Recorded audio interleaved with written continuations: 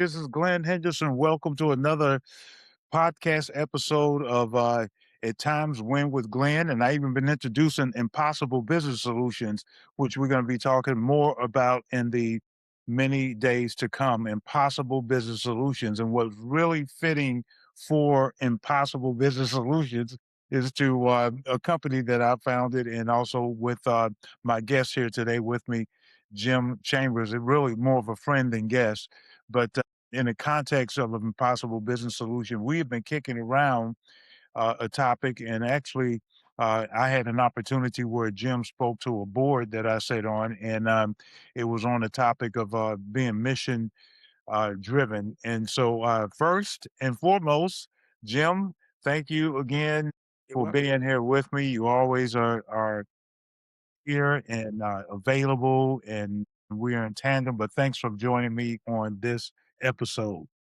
Yeah, my privilege. Glad to be here. We had a really, I think, a really productive board meeting recently, and so hopefully the topics today, the topic will be something that interests a broad audience of people. You don't have to be a board of directors to appreciate the things that we talked about, but if you are on a board or in an organization, this would be something I think could be helpful to a lot of people. Yeah, I think also even beyond that, and maybe before we dive into it, the while the topics talks about mission-driven organizations, what do you mean in the context of being mission driven? Because I think this probably has, which we try and do every time we get together at all these episodes, bring something with in the context of life skills, things that people can take, put to work, not only in business, but also in their personal lives. So when you say mission driven, and then of course organizations, what do you mean about that? And then we'll talk about the risks. Well, for me, you're gonna be driven by something. Something's driving you. You get up every morning, you only have each day at a time, you can't go back, so you're only going forward. I think one of the great pictures of that is we don't do it much anymore, but if you're on a train, when I was growing up, my mother would in the summer, she would put me and my sister on a train, send us off to a family somewhere to spend the summer, and that train only goes one way on the track, and that's the way life is. So you're going somewhere. Now, whether you're planning to go that way or you're just rambling through you know, through the world without a purpose, without any kind of a mission. But I think if you're mission driven, if you've got a goal, if you've got a vision for where you want to land, I think that's important. I think a lot of times people are not mission driven individually.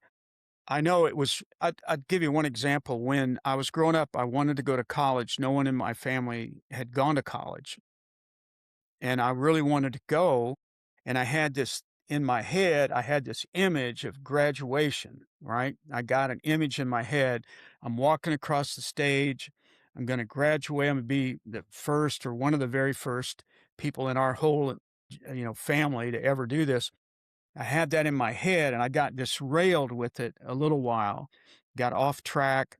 But but even when I was off track in my pursuit of it, it got me back. It kept moving me back toward that. And every time I would, want to do something else, I would say, yeah, but you haven't graduated yet. You got to get back.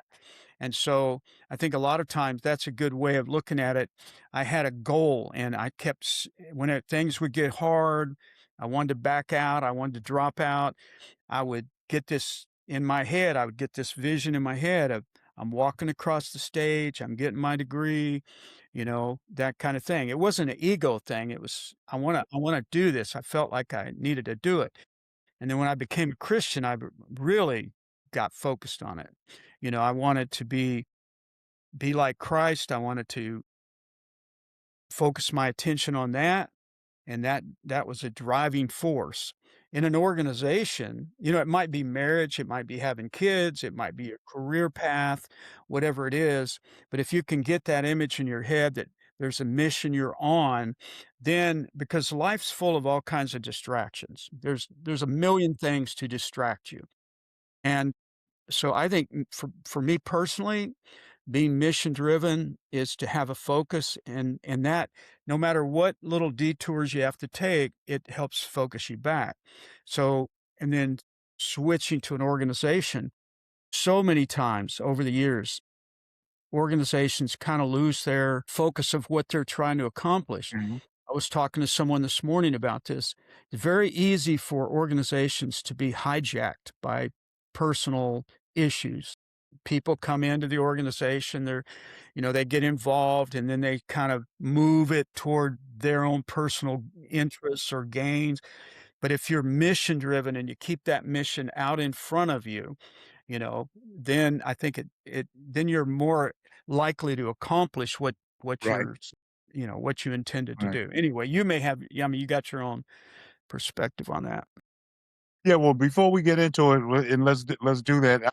When you said something in the context of faith, I remember saying, "I don't." This is not to derail our conversation, but I think it actually will fuel it. I say, well, really, I don't want to be. People say, what drives you? I say, well, really, I want to be led more than driven. And Right. so I thought about that, and yes, there is a truth to that of being led and what direction being led. But then after hearing in what you said, and this is what I'm hoping that people will get as we dive into these points that you raised, is so yes, is one thing to be led, and yes, we do want to be led and should be led. But when I'm hearing you speak about driven, the driving force actually helps me toward wherever, not being trying to be sophisticated here, but outside of being led, but mean that regardless, you mentioned distractions, what's going on, if there's something that is actually telling me you need to stay on course, Henderson, and I'm speaking personal life, what's going on even in my personal life, what's going on in business life, what's driving you? I know I'm being led somewhere, but what is going to keep me going? What is going to fuel? What is going to propel? What is going to get me through the distractions? And that's where I take, and I believe that what you're going to help us think through and being driven. That yes, there's a lot going on. I know where I'm headed. I have vision. I have mission. But now, what's going to help drive me through? I have the imagery of helping plow through Mhm. uh, a Right. field, if you will, that you're being driven through, and that you're not going to let things stop you or keep you from where you're going. So that's the image that I have in my mind. And so you had like 6, 7 points, I think it was, that was raised, and it created some great dialogue. So take us through each one of those points, and let's see if we can help not only organizations but people who all of us need to have a mission. What's your mission? Why did you wake up today? And that's what I think of, and even in the organization and personal life. So take us Yeah. through what's the first one? Yeah. Well, and to get started with that, the one thing that I always talk about when I'm talking about things that can derail you or things that you need to focus on is that old image of a frog in a kettle. We talk about the frog the frog's in a pot. He doesn't know it's getting hotter and hotter and hotter. The And boiled frogs, right? The yeah, boiled frog he's concept. boiling slowly. I know it's a mythical story. The frog's probably going to jump out, but it is a great, it's kind of a thing is we don't get off mission immediately. If we got off mission immediately, if the train got off the track immediately, you would stop, right? Get help get back on the track. It's not how it works. It's slow. It's so slow. You sometimes wake up, it's months later, you've spent all this time and energy and focus and resources, and you're a little bit off. You're a little bit off. This story I often tell is when I used to have the opportunity for someone to fly me around on a private plane, I would be going somewhere, and one night are flying to Charlotte from Atlanta. And the pilot said, I need to get some rest. Can you keep us going towards Charlotte? And I'm like, yeah, I could fly well enough to do that. And then when he woke up 2 hours later, we were heading to Alabama, and which is not in the right direction Right. because the wind was blowing and it was blowing, and I wasn't paying attention to the dials, I was just heading toward Charlotte, but Mhm. things were blowing me off course. And so that's what happens. It's like a little a slow burn, if you will. So let's talk about 7 things. And this comes out of my many years of working with different kinds of organizations, nonprofit, Christian, secular, business, military, whatever the case may be. It's all the same stuff. So the first thing is mission creep. So in project management, we teach that a project gets started, it has a mission, it has objectives and so on. But over time, things creep in and it kind of pulls you to the left, pulls you to the right, distracting. So as an individual and an organization, it's very easy to let things creep in and take you off mission. You're not off like totally, but you're off enough, like in that airplane, it's moving you a little bit Right. away from where you need to be. Yeah, I've always thought that you need to have that whatever your mission is, personal, business-wise, you need to have it really reduced to writing. You need to know, and a lot Absolutely. of times, in some of the areas that I've spoken, I've been taught, I use military concept when you hear the military say, "Well, we're on a mission."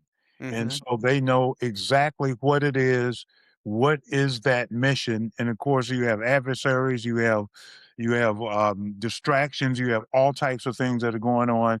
You have an enemy who's actually trying to Right, keep you right. from getting to that mission, but the disciplined soldier or the disciplined individual that is in the military, they will tell you, well, we have a specific mission, and they work almost tirelessly around the clock. You have logistics, you have all these other things that come into play, but the ones that are successful, they're not distracted, they're not moved from that mission. They're always on task for that mission. And we need to understand that, I think, in our lives.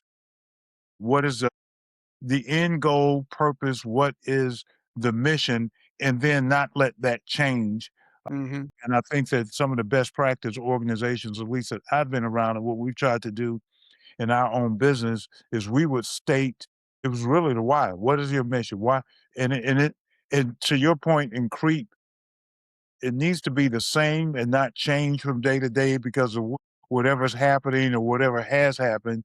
And to do that's what I would think is and I've seen is the best way to avoid personal mission creep. To know what is it, where is it, what's my purpose, goal, where am I, what's my mission, where am I trying to head, and then also in business, and then you work effortlessly. And I know things adjust, but you have to be disciplined to make sure that you're on task, on mission. Yeah, exactly. Alignment is a good word. I know I've heard you talk about this too from a business point of view. You to make sure that things are aligned. If Hmm. you if you're a business, I have my own sort of unique way of looking at businesses, having worked with so many different ones. But a business is really a solution to someone else's problem, right? So if you're in a Yes. if you're in a restaurant business, you're in a business to feed someone. I can feed myself. I'm an adult. I can, may not be a very good cook, but I could survive on my own. But I'd like to go out to eat. I'd like someone to do that. Maybe I want to have a friend, a conversation. So your whole idea is to feed me. So my problem is I want to eat. I'm willing to pay for it. I was at a coffee shop recently with someone, and the only reason this coffee shop exists is to give me a cup of coffee. That's all. And I got the coffee and we were in a drive-through and we were about a mile down the road and I took a sip of the coffee and it was really lukewarm, like out of the tap. And I thought, your whole job is to give me a cup of coffee. And I'm thinking the only reason I stopped there was to get a cup of hot coffee. That's all I wanted. But Right. you failed to do that. And the reason, maybe not the reason, but the reason I think is that the person that was doing it wasn't paying attention, right? They were distracted. doing something else.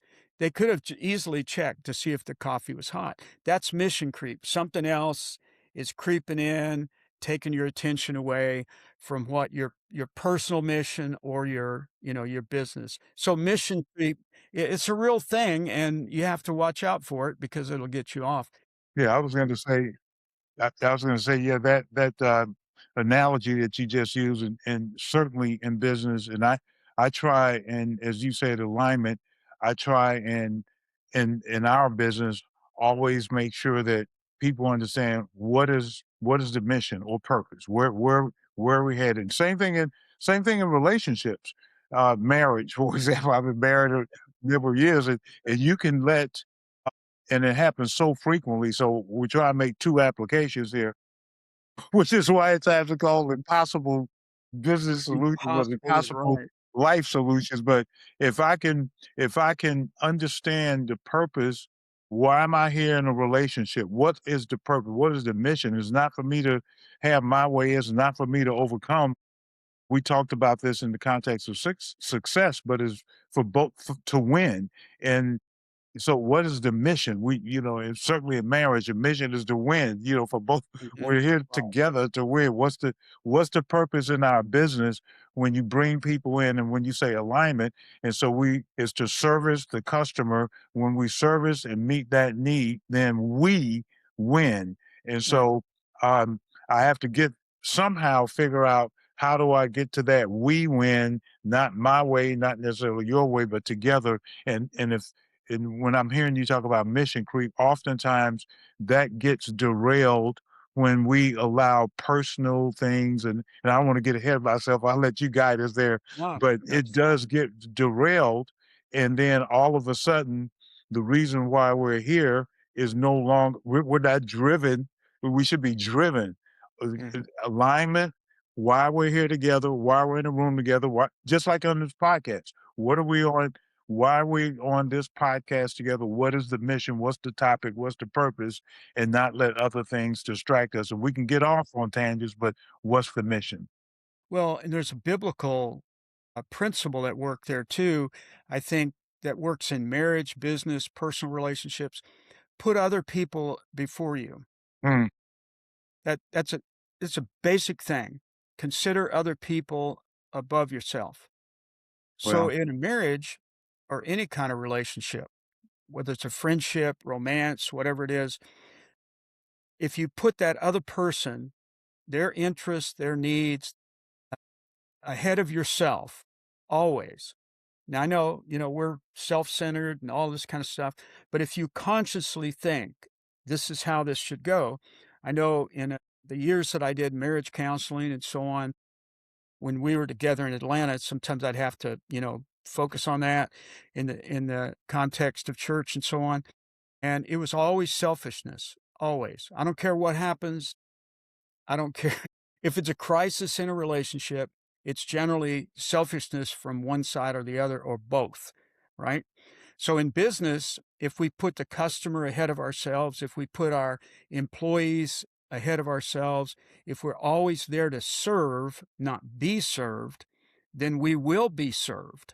We right, will be served well, right? right, Well, second thing we talked about that will disrail mission driven organization is decision avoidance, not being willing to make hard decisions. You're going to have to make some decisions. And the thing that derails decision making is typically what I call a linear model of thinking. I can't make a decision because I have to make the right decision. Well, sometimes the right decision is away from you. You just have to keep making decisions to move forward. You can't wait to make that right decision. And what I used to deal with a lot is people being paralyzed. Leaders, particularly managers, business owners, they're paralyzed. They can't make a decision because they want to make the right decision. And there may not be a right decision. There may be, let's make a decision today. Let's move this forward. Let's see what happens. Look at the results, make another decision. We may have to reverse the decision, but at least we're moving it forward. When you get paralyzed, and you just avoid the decision altogether, that's when things get off the rail. Well, I know early in my career, one of my um, unconfessed faults and weaknesses and unrecognized, unwilling to fess up was my inability to make decisions. And then I will say it was the hard decisions. And the hard decision to the point that you're suggesting here in this regard probably was the right decision, but I was paralyzed and I didn't make any decisions. And so my wife would say, "Well, you need to make a decision." And behind that, what I want to share with people was it was oftentimes decisions that required me to make a sacrifice, me to come to the table and do the things that I needed to do. It would be me needing to in some cases, it was to cut back, to do things that was counter Glenn or that I didn't want other people which is kinda funny, I didn't want other people to think a certain way about me so I wouldn't make a decision. And and oftentimes too, this spilled over in the point that you were saying being driven, this spilled over then to decisions that perhaps you shouldn't make and then you make. And so what I mean by that is, so since you didn't make a hard decision and in some cases when you say linear thinking, I didn't do anything, then when it comes time to let people go, um, A, you just let them go and perhaps you should have and perhaps you should have done something different a long time ago. And so there was early in my career, there was a whole bunch of things that I just didn't do when it came to making decisions. It was horrible, and it actually was the precursor to our bankruptcy because when the financial crisis came in our business, we should have started taking a look at our costs.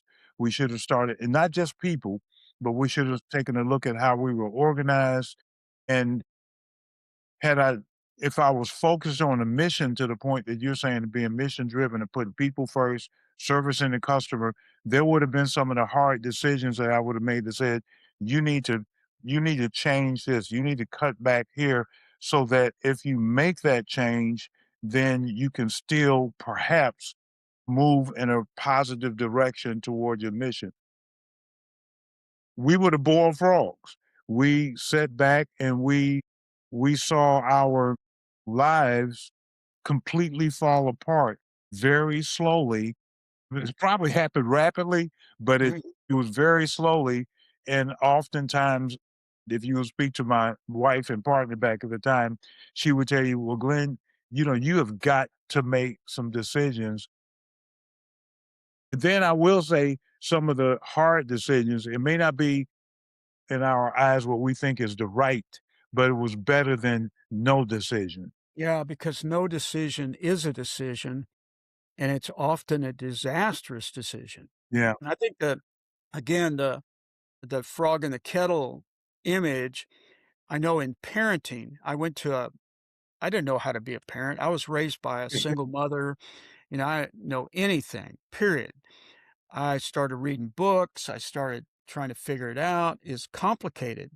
And so I went to a seminar about fatherhood, right? Should have never gone.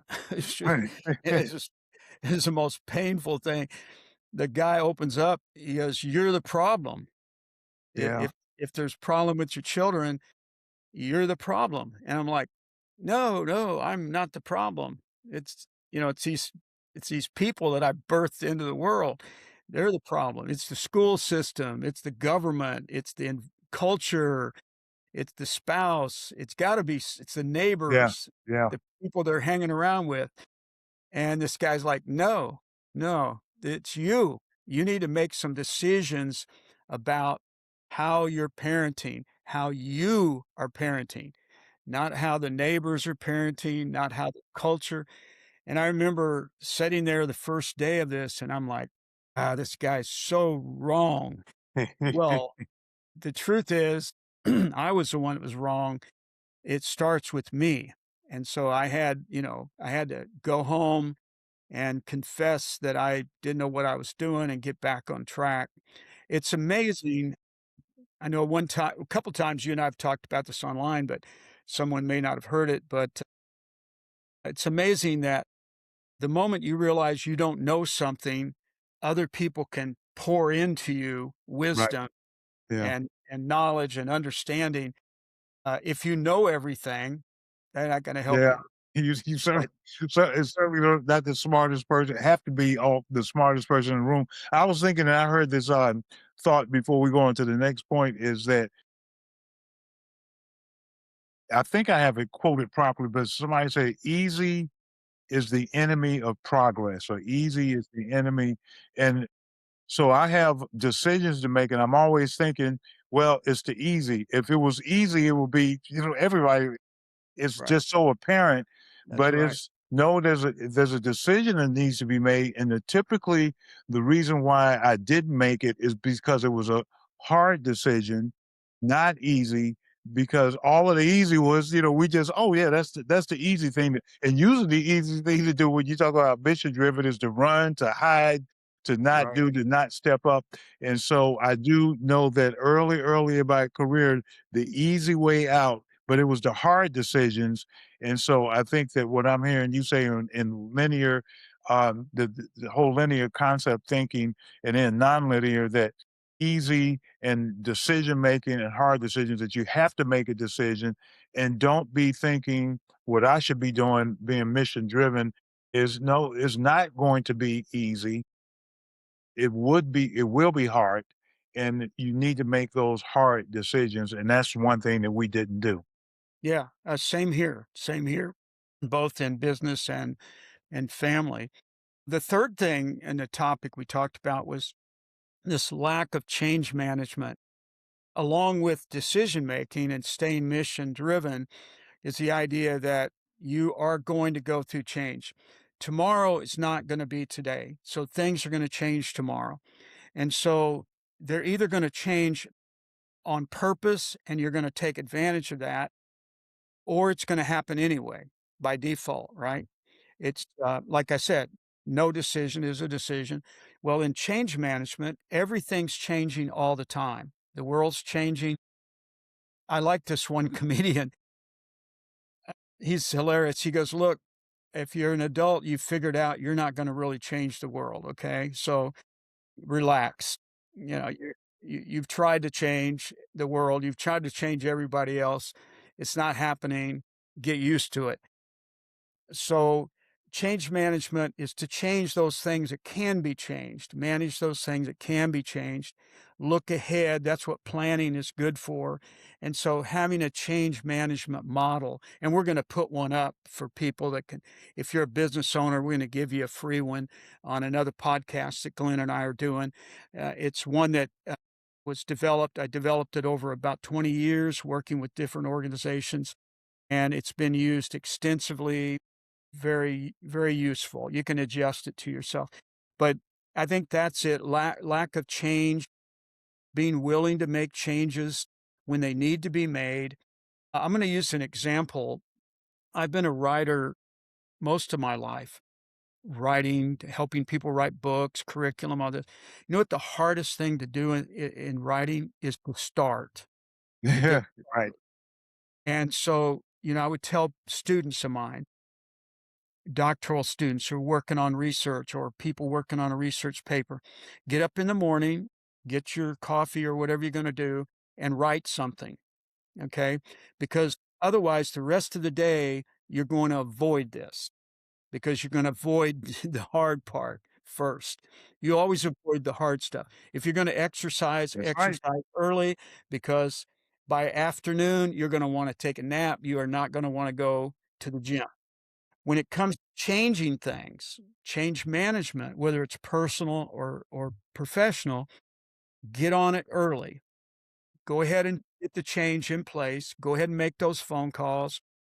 You and I had a mutual friend in Atlanta, Jerry Keene. I don't you remember Jerry? I remember Jerry. Mhm. Yeah. So Jerry taught me, he said, the night before when you go to bed, write down the 5 things you're gonna change tomorrow on a piece of paper, put it by your bed, put it under your coffee cup. First thing you do when you get up in the morning is you look, these are the things I'm gonna do today to change things for the better, right?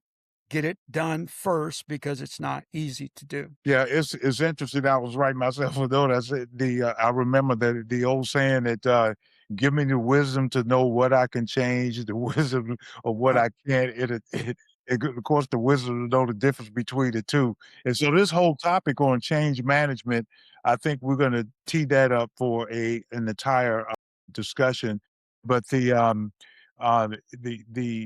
piece that resonates with me most in this regard is when I'm driven, I need to understand too, which we'll unearth later, being so we said mission driven, that being mission driven does not mean that you are rigid and that you don't have the uh, wherewithal and flexibility and all the other things that are necessary to help you get to where it is that you need to go, because you could be so mission driven that you miss what is necessary to to achieve the mission, because to the point that you say there's so many different things that are moving around, etc. And so I'm going to be very interested for us to focus in on this whole concept of change management as a topic in and of itself, especially because people don't like this thing called change.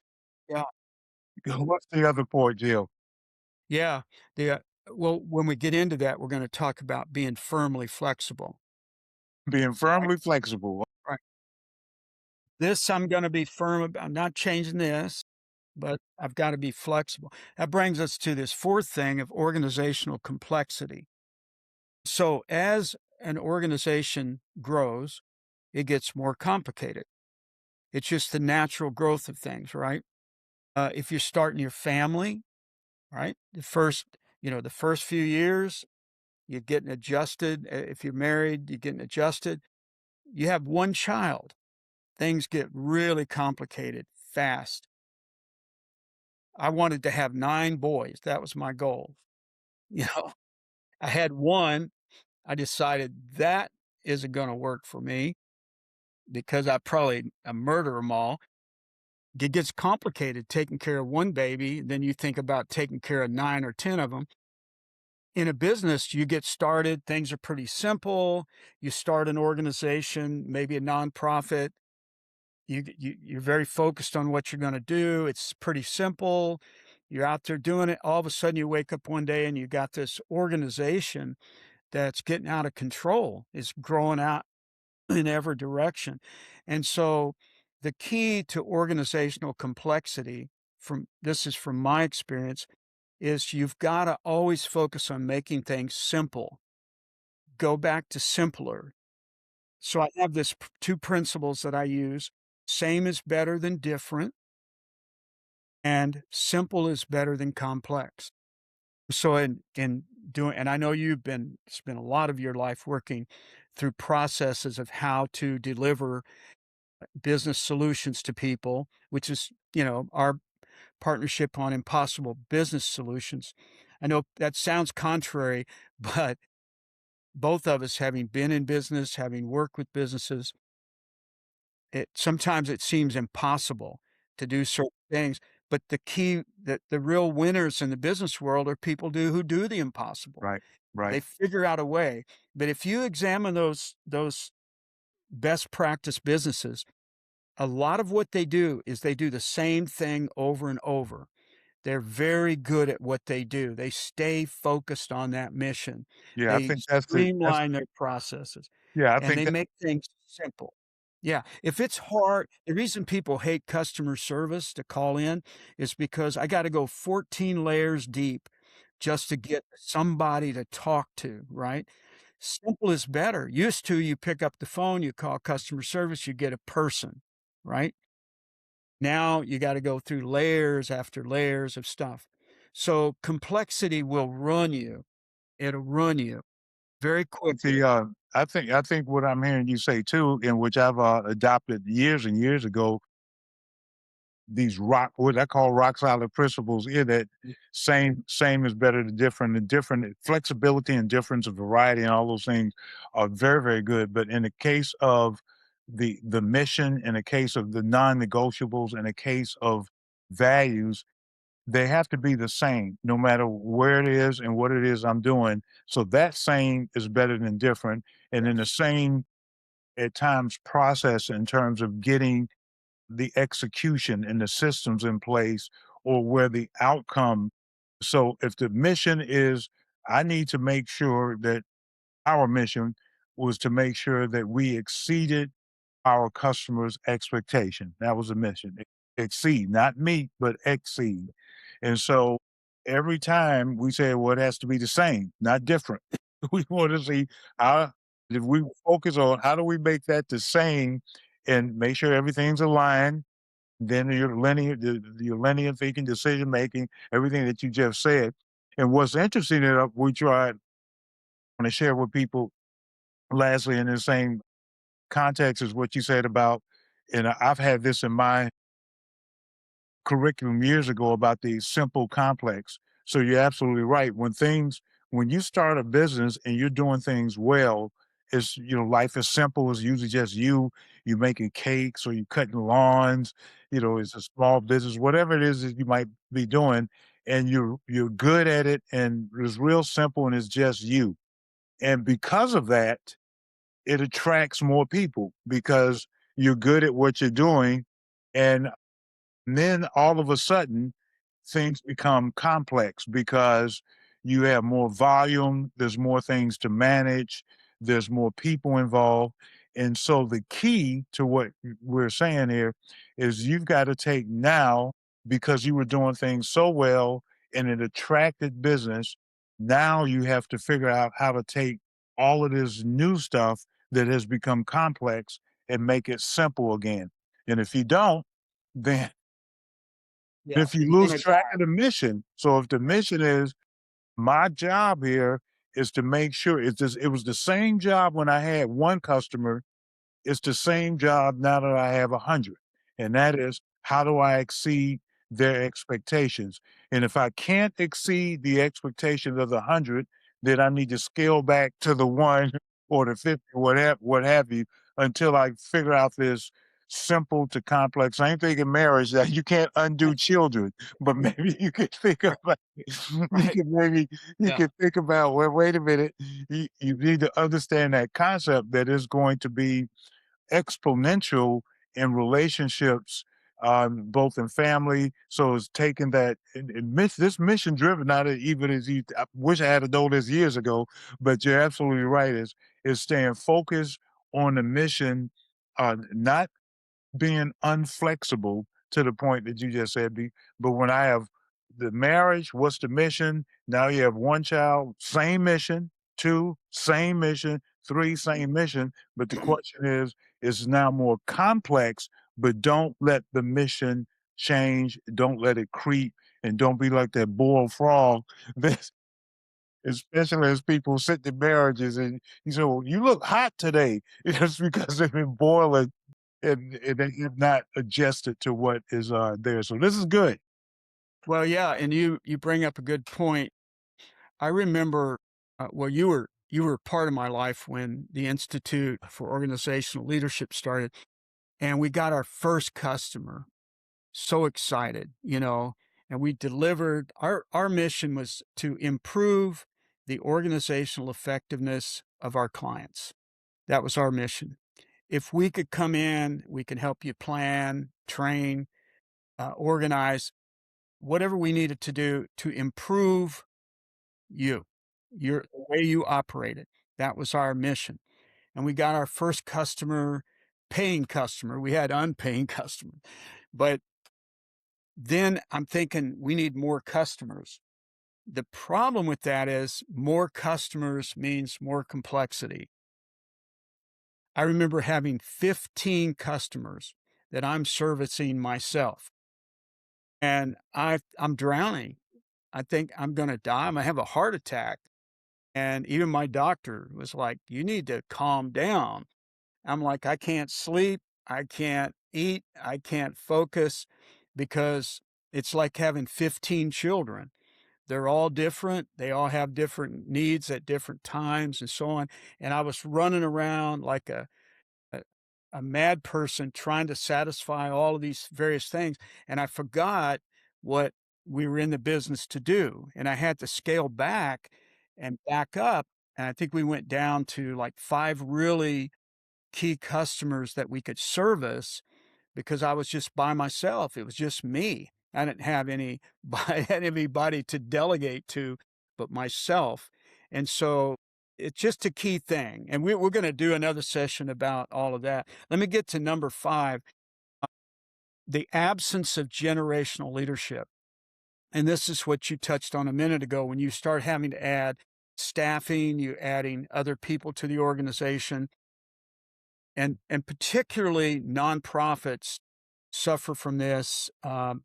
They don't have the next generation of leaders. They're not bringing anyone up. Businesses have the same problem. Sometimes not exactly the same, but if you lose a good manager, if you lose a good staff person at any level, who can step in? Who's cross trained to step in there and do that job? I saw one of the industries I worked with that were particularly good, well, 2 industries that are particularly good at this is one, military. Military is set up in a way it doesn't matter. I've worked with foreign military, US military, and so on. They're very good at bringing people up the ranks. That's why they call them ranks. Right. You're a private, you're a seaman first class, or you're moving up. So your knowledge, skills, attitudes, and habits are being developed at level 1, level 2, up the line. So there someone falls out of line, you know, there's people to put in place. In business, we're not really good at that, right? We kind of talk about it, but we're not really good at bringing people up so that if someone advances or someone falls out, the next person can simply step in there and take that role. I think it's both business and personal. And you use the word if. I would just argue is when, is not if. Well, that's true. Yeah, is when these things will happen. These principles I learned early in my career, and this is also very personal too. So people need to understand this concept in their personal lives. And I've always said in business first that the first thing you need to do is replace yourself. And people they get shocked. Well, you mean I got to replace myself? The day you start your business, you need to replace yourself. I recall in my early career when we were managing a franchise, and it was our organization, and then I got sick. And when I got sick, everything stopped. I couldn't move. I was in the bed. All of the business stopped. Decision couldn't get made. I couldn't service the customer. Revenue, everything stopped. And I hope everybody who hears my voice hears this. Everything stopped but the bills. Right. So, and so you need to always have in place. So when people hear generational leadership, they think, oh, this is just business, but it's also personal. I'm always thinking about is not if I'm no longer here or if I get sick or if something happens. I've been in accidents and other things, but there needs to be plans in place. This goes back to mission. And so if the mission is to achieve a certain thing, embedded in that mission that a lot of people don't realize is this point that you just raised, and that is if I'm going to achieve the mission cannot be dependent solely and only First, on me. It has got to be perpetual. It has got is of course his legacy, but we do ourselves such a disservice. So many people, they love the fact when they say, well, I'm the man. That is the problem. When all right. roads lead to me, you don't want all roads leading to you.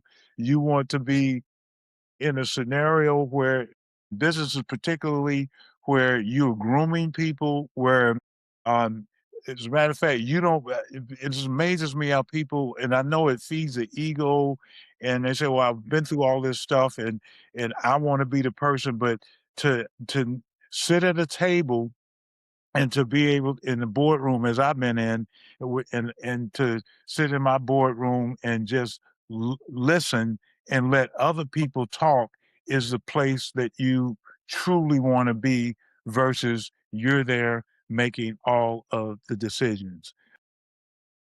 Yeah, it's a good point because I hope people will hear this. You're listening to 2 guys who have both had organizations, been the head of an organization, and got sick. This happened to Glenn. It's happened to Glenn a couple times. It happened to me in 2005 where I was in a a really terrible accident. Everything stops, not the bills, not the payroll, not customer service, not all of those things that happen have to keep going when you drop out. I was out for what, almost 2.5 years. Yeah, it's not a matter of if, but It's when. when. Yeah, And life happens. If it's not you, it's your mother, it's your dad, it's someone else, something. it's Right. extended family, and then there's this other thing which we're not gonna talk about today, but we need to, and that is when, you need rest, other people need rest, Mhm. and so life happens, and we are not good at and we need to that's part of the change management. It is. Yeah. The whole being mission driven is part of my mission, and it is today, is what do I have in place so that not if something happens, but when something happens, that the mission, the goal, the purpose for which I'm here and that you're doing whatever it is that you're doing does not stop. Right. And if you don't have that Yeah. addressed, then you're not it's another decision, hard Right. decision that you need to make. Yeah, while you're talking, we can address this again on another podcast. There were several times in my work at IOL where leaders would contact me, some of which you'll know when I mention this.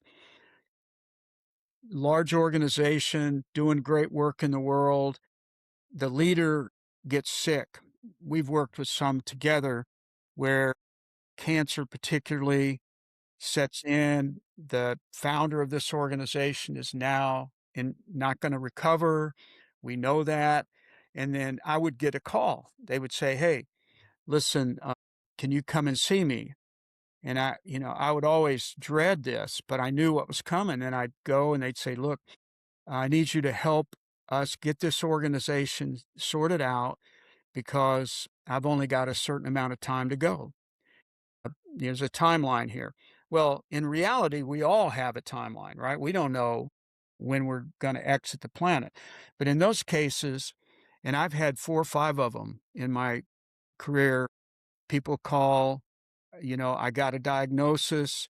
This is what's going to happen, and we need to sort this out." Now, that is a tough job to come in there and figure that out. So it's better to get it figured out first, and that's where that generational leadership comes in. So Before number you 6. No, June, you gotta get to this next point, but you raised something I can't let or don't want to let just go by without it being addressed.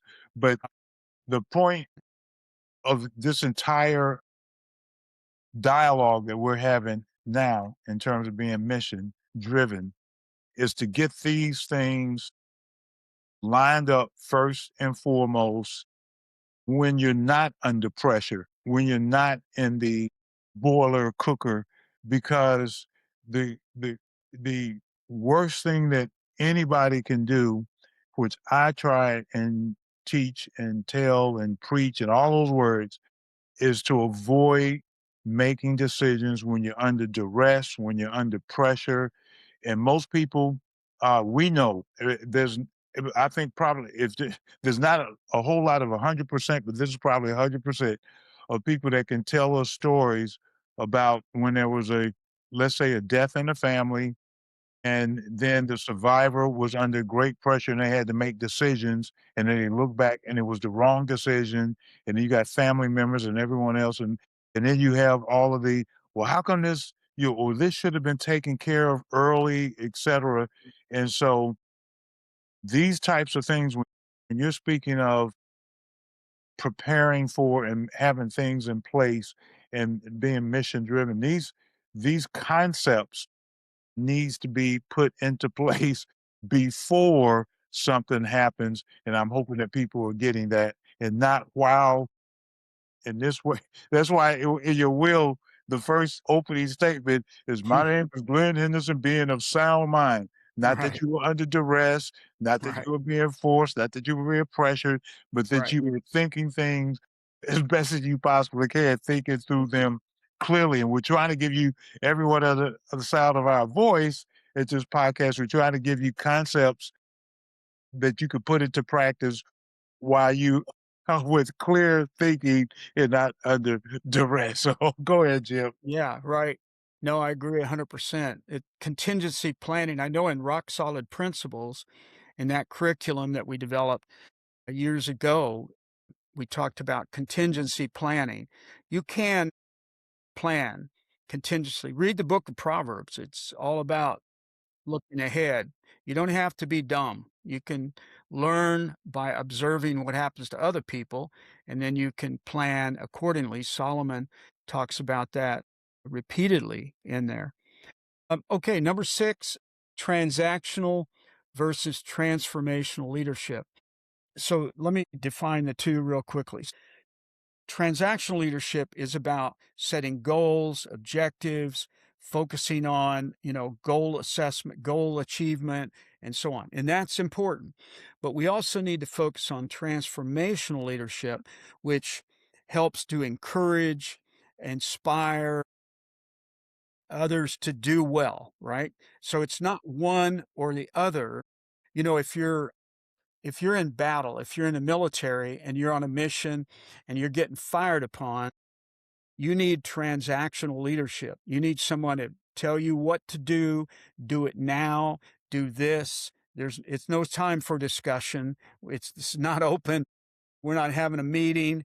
We're getting shot at. We need to act now. That's transactional. There are times when the heat's turned up, when things are happening. We need to go. We need to get clear, quick direction right now. There are other times when we need to be more transformational. We need to, as leaders, we got to listen. We got to hear what people are saying. This is true in parenting. It's one of the hardest things in parenting. I have two wonderful kids who are now very successful in their business pursuits, their professional, their families, and so on. The hardest thing for me to do as a dad was to stop talking and listen to my children, listen to what they're saying. I'm a verbal processor, and so I like to talk it out. But my kids needed me to listen. That was hard for me. I had to, you know, back up. I'm hearing you. But I remember my daughter saying to me, you you hear, but you don't listen. Right, You know, right. you're Yeah, not I would characterize that as how you do is almost more important than what you do. Because I know that in our business, we're the logistics company, and I can go into the office and you just do this, do that, do this, and it could end up destroying an individual where they can't even do it. right. And it's a transaction. It's just, yeah, this needs to get done, but because how I communicated that could have been transformative. So Exactly. that when you speak of the Proverbs, I recall that it says a kind word turns away wrath, or the, kind of calms things down. But yeah, the how you do at a restaurant, I've seen it so many times where a bad meal would come and a person, they would just completely go off. And when they go off, not only does it disrupt the server, it disrupts the whole environment. And then and I always tell you better be careful when you send that meal back to the kitchen. You never know, you never know how it's going to come back. But Mm, we should, while in what I'm hearing you say, that it's not either or, it's both. But I always focus more on the transformation part that then would actually enable the transaction. Both are very, exactly. very important. And I characterize it last like this, Jim. You could go to a restaurant and have a using restaurants as my analogy, though we had the logistics business and others, and you could have a great steak. it's hot. The presentation on the plate is great. The aroma is great. But if the server is horrible Mhm. and you're going to say not only, well, this steak was great, but the experience that you're having minimizes the great steak that you have. You're thinking more about the experience and may even be suspect about the steak Right. itself because of how it was brought to you in the individual. And so, how I'm hoping people get this, even in personal relationships. I understand I'm mission driven, and to the point that you just said, even speaking with your kids, I'm mission driven, and that's very, very important. But how you move toward that mission perhaps is the fuel, is the driving force that we're saying here, or at least I'm saying, is the driving force that will determine if in fact you can uh, achieve that mission. It can't be by any means necessary because you could destroy everything on your way. Right. You don't even make it to the mission. That you do need people to help you get to where it is that you're trying to get to. Yeah. I'm always reminded of, even in business, of 1 Thessalonians 5. Paul is writing to a group of people that are having some trouble, and he says, "Look, encourage one another, build each other up." No one I know I'm a broken record on this, but over my lifetime, I've attended and officiated a lot of funerals. Never been to a funeral where the person died of too much encouragement. Never. No one dies from being too encouraged, too lifted up, too built up. But I've met a lot of business leaders over the years. They don't want to give their staff, their employees too much encouragement. I'm like, what's the problem with building them up? What's the problem with inspiring them? Well, they won't. No, no one ever does poorly because they've been inspired. Right, That's right, why coaching, like in sports or music, you're trying to inspire, you're trying to encourage, you're trying to lift up. But in business, we often think of, we need to crack down on these people, like we're building the pyramids with a bunch of slaves carrying rocks up a mountain. That doesn't help people. There are times for transactional leadership when things are quick and fast and we got to move. The rest of the time, it needs to be transformational. So that's just something. Well, the final thing, we'll hit this last thing, and that is, and I think you can talk to this as well as I can, probably much better, but the loss of leadership passion.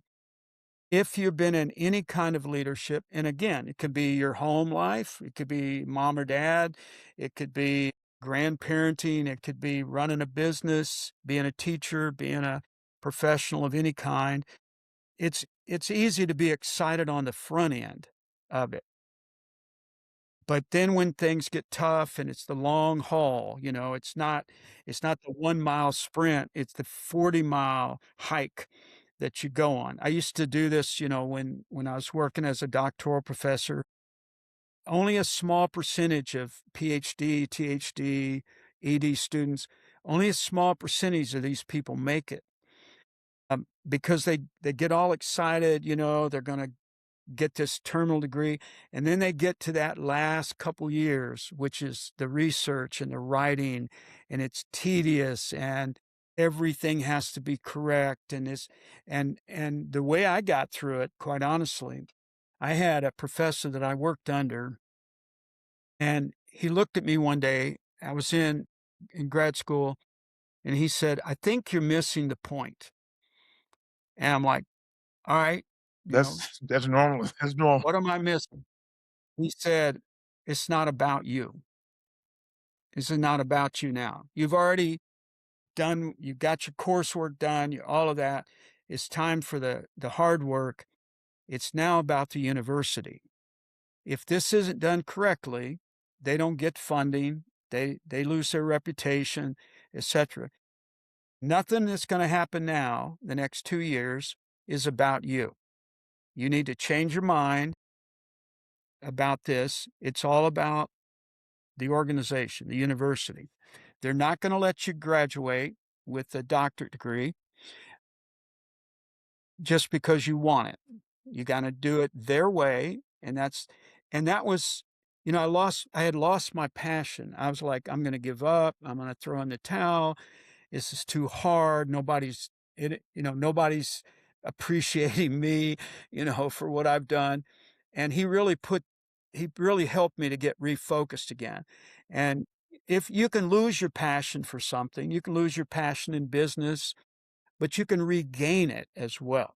And Well, I think that's that's why the whole topic that we're talking about in each one of these subtopics is all fuse up into being mission driven because somebody's once said that the day that you find something that you love is the last day that you go to work.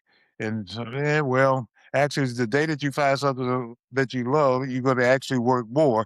What are you really uh driven, what and this goes back to, and I'm hoping that people are getting it, it really goes back to mission, it goes back to the values, the things. I use this term that, are you willing to, and I'm hoping people get the metaphor, are you willing to die for it? Meaning, are you willing to let other things, this mission, this is so important, and this is where the passion comes in. This is so important that you're willing to let how you feel, what your thought process for the moment, not take over. And that really speaks to all of the different elements I think that you help us raise here. And I know on the last topic when you were speaking about transformation, and I said, well, in some cases, I think about, and this gets to passion lastly and mission. In some cases, you have people in a room and everybody's depressed. Everybody's saying, well, somebody, a scenario happened. And when you say that no one has ever had too much encouragement or has died because they didn't have positive words, those types of things. So somebody in the room has got to be mission and has so much passion that said, even if I'm down, even if I don't feel like it, that I'm in a space where I understand the mission, I understand, and I have the passion that I'm not gonna, I know it's hard, and that's the hard decision. It's hard, it's counter to walk in a room when everyone else and even myself have a good reason not to be positive, but Mhm. I'm going to be because of the mission and because of my passion toward what it is that needs to happen, that I want to see this come about. I'm going to step out, make that hard decision, which is going to cost me something, and speak that positive word. Um, and that's great leadership. And a lot of times people Yeah. don't see that. That's the type of leadership that people are looking to follow because anybody can be passionate when it's easy. When it's hard is when you can truly see if there's passion in regard to your personal relationships and business. Well, and I that that brings up a good place to wrap up here. It's the idea that you need to die to yourself. You have to die to Yeah, yourself. well, no one wants to hear that. No, no, it's not the best place to end a podcast, but I think that's what has to happen in a family. You have to you may, I know going back to my counseling days, it's, I'm the leader, I'm the one. Well, if you're the one, you take the back seat. If you're the one, you put everyone else first. But that's not what our culture teaches. When it's No. in business, you see these business leaders and they're successful and they're on the news and they're, making lots of money and they're flying around in their jets and there's that sort of image of what a leader is, what a business leader is. But when you get into business, you're going to find out you're the least important person in the room. You need to be the most important. The way to be the most important person is to put yourself last Go in there and do what's best for everyone else. That's what dying to self means. Right. Yeah, a Yeah. lot of people don't understand it when you say die to yourself, Jim. I remember in many decisions, they were hard in our organization, and I had come to a conclusion over many years after not making the hard decisions that I said, "Now I'm going to make this hard decision. It's gonna be transformative, though, not transactional, and meaning that I'm gonna die on the hill. I'm going to there's a value, there's something that's very, very important to the organization. Maybe not everybody saw it or see it or even agree with it. I'm not going to force it. So you have to die to yourself that you don't need to agree. I don't need to holler at you. I don't need to scream at you. So dying to self, I see as not only hearing what you said, and I remember lastly in this context when I was doing the consulting, same scenario, a consulting position, and the people that I was reporting to at the time, they were all over the board. They were tyrants, and I say, well, to get this done, there has to be someone in the room. People say, is there an adult in the room? But there has to be someone in the room that's willing to die for the mission, that's willing to die for what it is that we are here to do. And that's sort of what I'm hoping that people are getting here as we conclude this, that dying to self is not going away.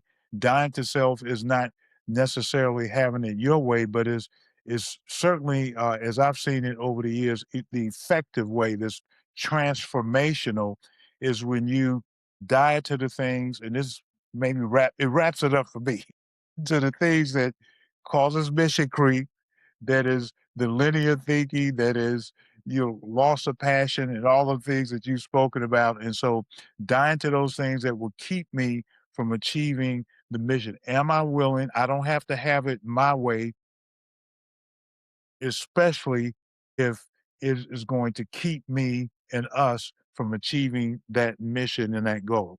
Yeah. Helping you get there, we win. Yeah. I think dying to self when it comes to whatever situation it is, it's doing the right thing.